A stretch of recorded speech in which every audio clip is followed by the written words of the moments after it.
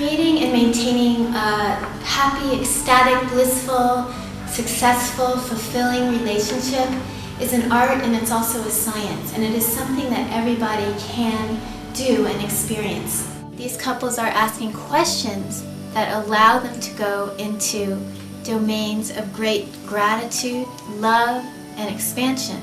They're not asking, how can I change my partner, or what's wrong with this relationship, or why am I so miserable? They're asking, how can I take my happiness and live in it consistently?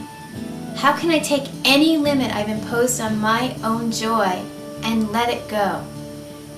Please come and experience the journey of these three couples and allow yourself to be inspired and take what you learn into your own relationship.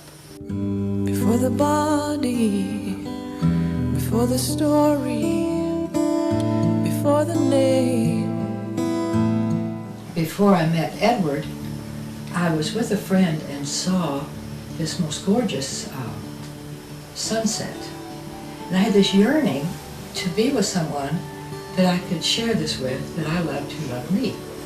And it really wasn't long before Edward came along, 20 years ago.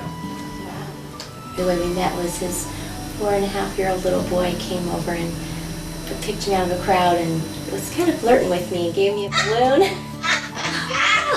You know, Laurie and I are so different, but where I'm empty, she fills me. And it's like pouring sand in a mold.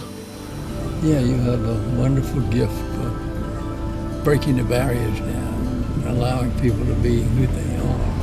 Oh, Ray, yeah, the movie. Ray Charles. About Ray Charles. And he was sitting in the restaurant with that lady. Oh, yeah. And he said something about, can you hear the heartbeat of the hummingbird? Or the, remember? Oh, yeah. Mm-hmm. The way you do a workshop is just very freeing. Thank you. You could hear the hummingbird. It flew right up to the window right when he said that. At the workshops, people do open up to each other so immediately. Mm-hmm. Yeah. Well, you provide that safe space, and I think then you choose people too who are willing. Yeah.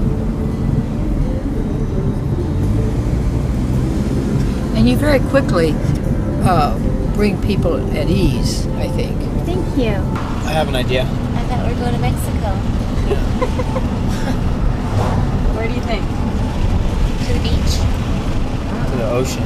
It feels like Spirit has given me the artist and the musician and the editor for a book I've been doing for children. I'm just enjoying the experience, actually. I was just listening to what Rick was saying. Because I was brought up with a more, a really good human being, my mother. I think it was really good for me to break through this limitation that I had around physically coming here to the boardwalk and going on a ride that I had made a vow to myself not to go on any ride that I couldn't easily get off of if there was an earthquake. Just enjoying it. And up at the top, I thought, well, this first time it goes down, I'm going to, so much coming out. And it didn't. And I thought, oh, this is pretty slick. So it sort of confirmed the idea that you don't have to hang it all. Laurie's been really amazing in my life. I've worked doing intensive workshops with her, and she's just, for me, Laurie is a bright light, and she's very genuine and real, and she's very authentic, and I think very generous, extremely generous. I've had a lot of breakthroughs with her, just mainly in my own awareness of my personal defects and how I can shift that and have a more empowered life and conversation and communication in my relationships. And, you know, I feel like I grew more that week than I probably have maybe for any week in my entire life. You know, and what I just kept on going back to was being grounded in Hawaii and the love and the pod and the water and the ocean and, you know, that spirit and the dolphins and my children. There are certain aspects to having a relationship that is very happy and healthy that anyone can practice.